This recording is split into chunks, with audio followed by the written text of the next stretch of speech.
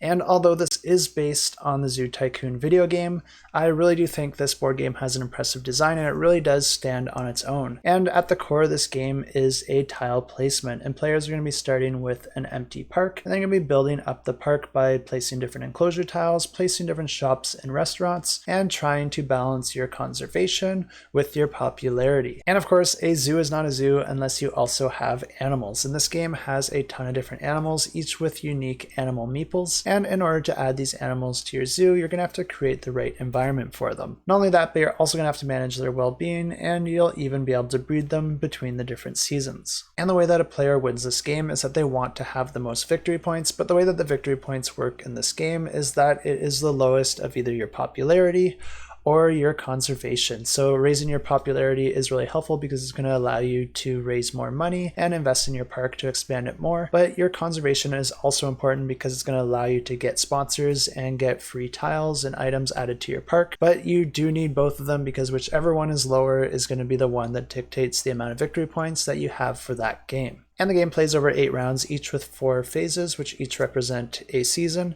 And each season is going to allow some actions to each of the players, but you're also going to be able to put different staff meeples out on different areas of the board in order to take some additional actions. But of course, the more staff you have, the more it will cost you. And the first phase is the spring phase, where an event card is going to get drawn that can affect all the players and the game overall. But this is also a phase in the game where animals can have offspring if they're able to. And in order for your animals to have offspring, there's going to be a few requirements that they have to meet. First, they're going to have a certain level of happiness. You're also going to have at least one male in the same enclosure as the animal that you're trying to breed. And that animal can't already be a mother. And some animals will be mothers for longer periods than others. So depending on the animal that you're trying to breed, you might have to wait longer in between rounds before you can breed that particular animal again. And breeding your animals is pretty helpful, not only for getting more animals into your zoo, but everyone loves to see baby animals, and that will increase your popularity. And then we move into the summer phase, which is all about the zoo market, where players are going to be gaining and losing animals. But one thing to note here is that you're never selling or purchasing animals. Instead, you just need to meet the requirements for that animal, and you can just take that animal into your park. Something that's really interesting and unique about the market board is that it's actually made up of 2 boards, the top one having the different animals on it, but then the bottom one's going to have the supply and demand.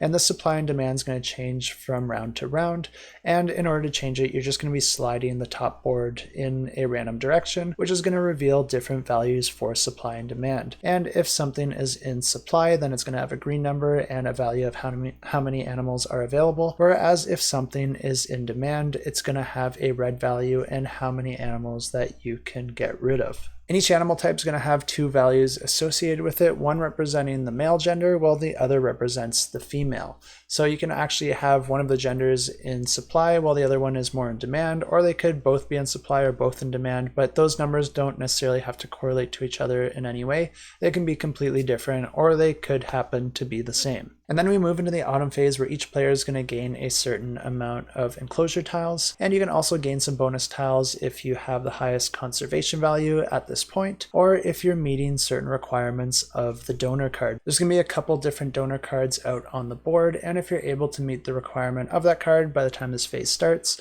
then you'll also get whatever bonus that donor is offering. It's also at this point in the game where players will actually be able to construct and build up their zoo, where you're going to be placing those enclosure tiles to create different areas to house the animals, and then also placing the animals if you're able to meet their placement requirements, and then also placing any other attractions or shops or restaurants that you might have available. And you can also purchase these additional tiles, and these can do different things like reduce costs or increase revenue, raise popularity or conservation, and they'll have varying effects depending on how you place them in your park. Then we move into the winter phase, where players will be gaining points in conservation and popularity depending on their performance so far, and also gaining revenue from whichever income sources that they have available. And at the end of the 8 rounds, the player with the most points wins the game.